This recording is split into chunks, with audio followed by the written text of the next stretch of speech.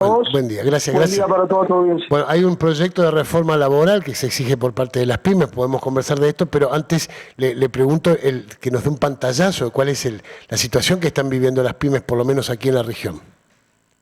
Bueno, a ver, nosotros lo dijimos allá por el mes de enero, febrero, de que ante una devaluación tan cruenta, tan salvaje, tan fuerte, que por otro lado era necesario, veníamos de un desorden macroeconómico descomunal que hacía absolutamente inviable al país.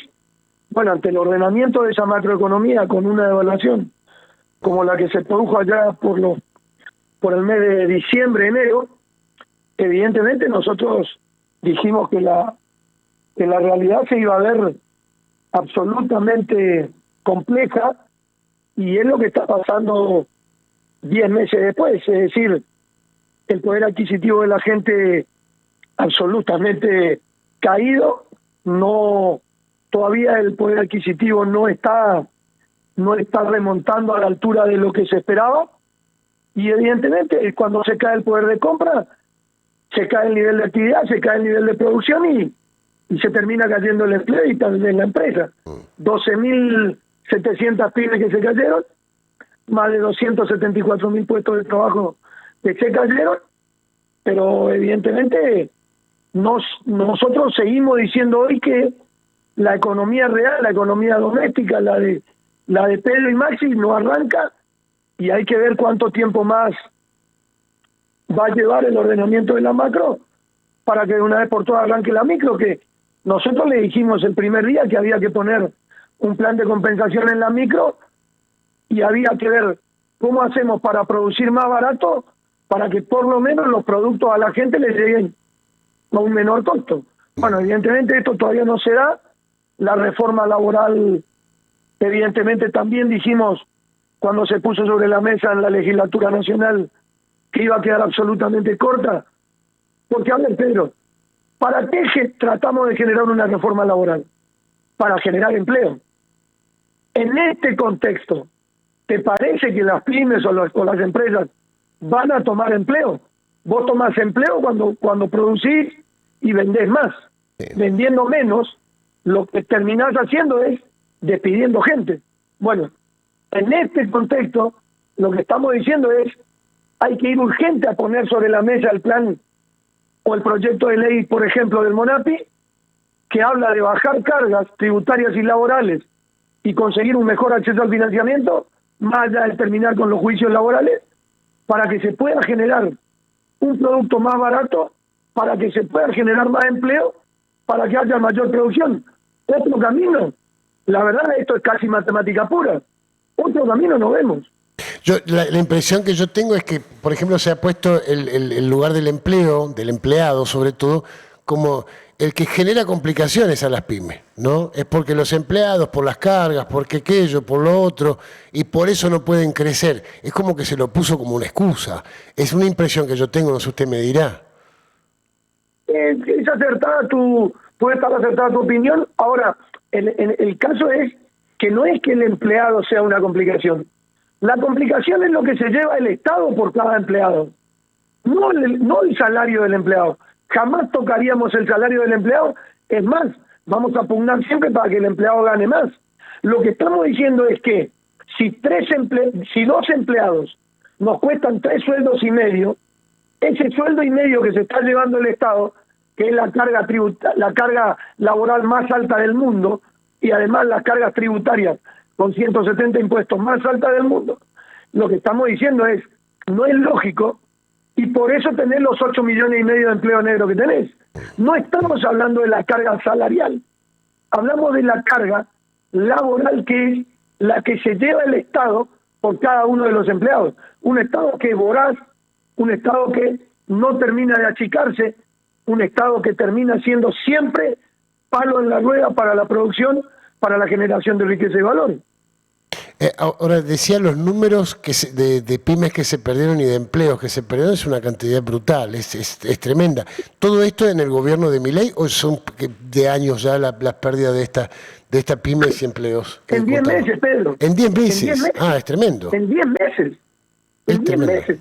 ¿Y cuáles son las Bueno, pymes de qué también, características son las que fueron más y complicadas, bueno, las que tuvieron que cerrar? tengamos en cuenta que hay muchas pymes que eran proveedoras de empresas un poco más grandes de la obra pública que prácticamente se cayeron en un 70 o 80%.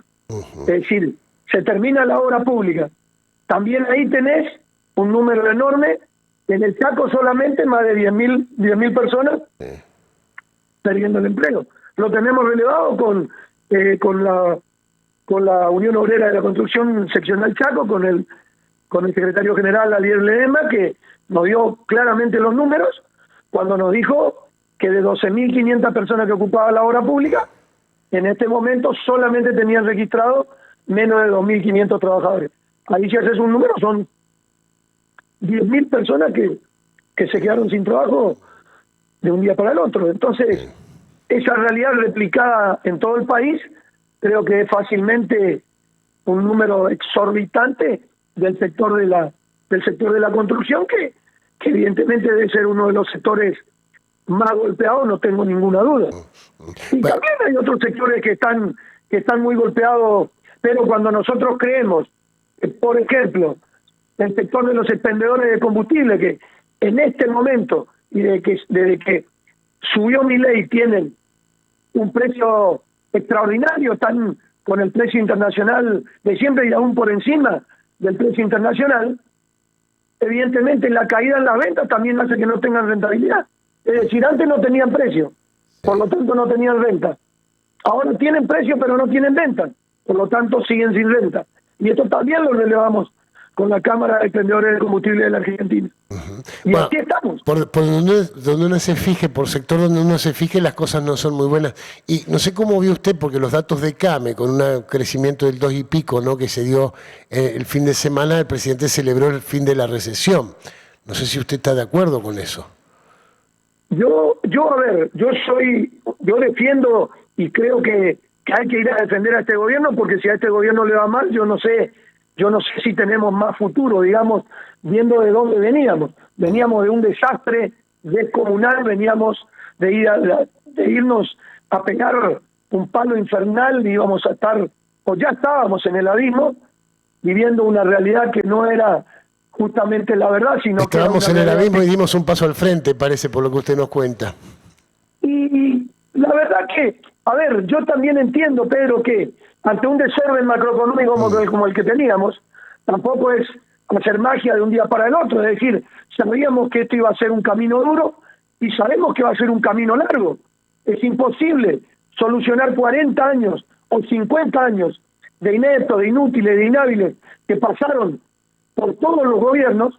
Evidentemente va a ser muy difícil ir a dar una solución y no hay forma, y nadie lo va a hacer en forma mágica. Bueno, lo que nosotros estamos diciendo, para dar una mano, para apoyar y para ver cómo hacemos para que la economía real arranque, es decir, vamos a buscar ya, más temprano que tarde, condiciones para que la microeconomía empiece a funcionar, porque vos podés tener casi, te diría, un 80% de los sectores con esta realidad que estábamos describiendo. Entonces nosotros decimos, bueno, hacemos el esfuerzo, los argentinos están y estamos haciendo un esfuerzo descomunal, pero ¿cuánto tiempo más? Es decir, ¿cuánto tiempo más te lleva a ordenar la macro para empezar a ocuparte de que la economía real arranque? Porque, ojo, vamos a mostrarle al mundo que tenemos una macroeconomía ordenada, pero el mundo también mira que tenés un índice de 55 puntos de pobreza y que en el Chaco llega, como salió en esa famosa etapa de Infobae, al 79,4. Y entonces tenés un país ordenado macroeconómicamente, pero tu microeconomía se derrumbó y se cayó a pedazos, y tenés más de la mitad de la población sumida en la pobreza. ¿Los inversores vendrán con esta realidad que tenés?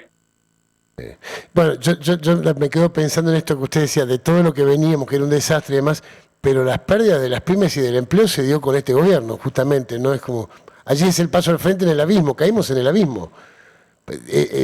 Por eso me quedo pensando por allí, si veníamos de una situación tan mala, tan jodida, pero ahora es donde cayeron, no en la situación anterior. Ahora es donde se cerraron muchos y mucha gente se quedó sin empleo. Digo, ¿cómo entender eso? No, es que es muy simple. Cuando vos y yo y toda la población, ayer cuando el dólar de 400 se fue a 8.20 y el combustible de 500 a 1.000, en ese momento fuimos 50% más pobres. Claro. Entonces ahí tenés un enorme sector poblacional que no soporta ese golpe y que cae directamente en la pobreza. Se caen las ventas, si se cae la venta, como te decía, hay una cadena, se cae el nivel de actividad, nivel de producción, por lo tanto también se cae todo lo que tiene que ver con recaudación y con y esto termina en menor coparticipación para las provincias. ¿Qué es lo que está pasando? El Chaco tiene ya casi, en septiembre ya tenía casi ocupado todo el tema de coparticipación. Aún así usted tiene esperanzas, tiene confianza de que esto se va a superar. Y mirá, Pedro, mejor que hagamos tripa corazón y tengamos esperanza. De lo contrario, si perdemos las esperanzas, este es un país que hace mucho que viene sin esperanza. Es un país que tiene como, digamos, los seres humanos vivimos por emociones, nos manejamos con emociones.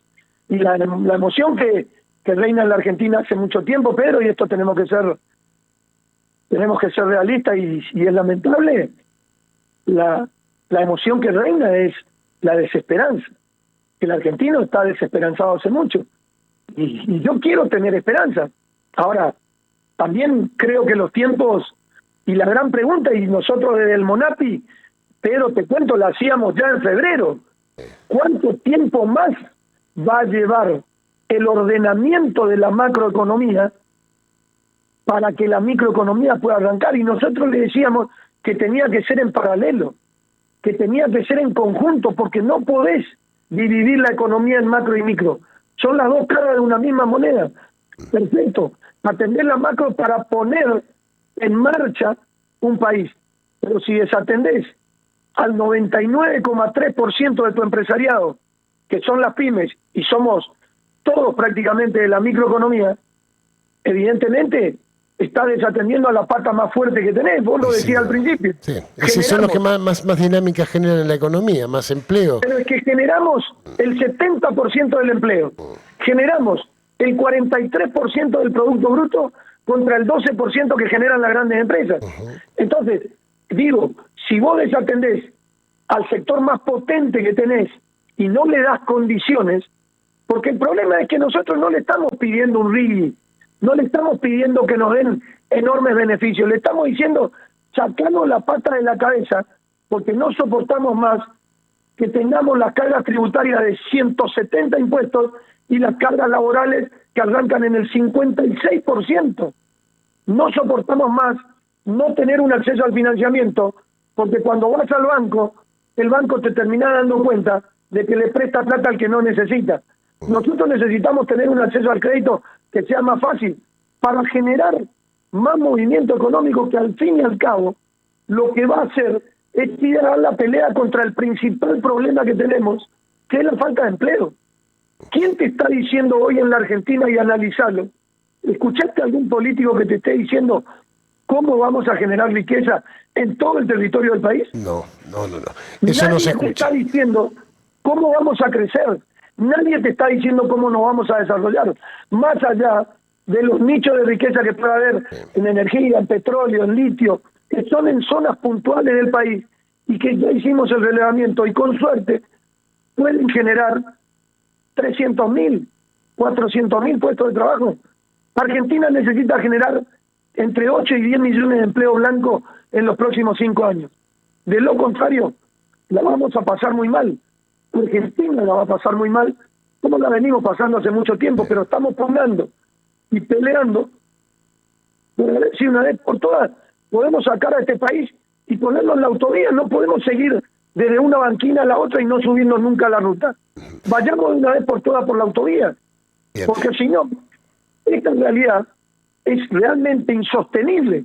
Es decir, el nivel de pobreza que tenemos que ir a decir o a dar la pelea para ver cómo terminamos con esta historia. Yo no quiero un país, te lo aclaro, más allá del apoyo al gobierno y de que creo que tenemos que tirar todo para adelante. Yo no quiero un país con 20% adentro y el 80% fuera del sistema. No quiero ese modelo de país. Yo quiero un país que la pelee y la luche para que todos estemos adentro. Maxi Yo quiero un Picetta. país. Bien, muchísimas gracias por este contacto, seguiremos hablando, a ver si estas cosas se modifican, ¿no? Pronto, porque la verdad hay sectores que ya están también al borde. Muy amable, muchas gracias. Maxi Muchas Picetta gracias, Báez Pedro. es Saludos a todos. referente del Movimiento Nacional Pyme Chaco, conversando.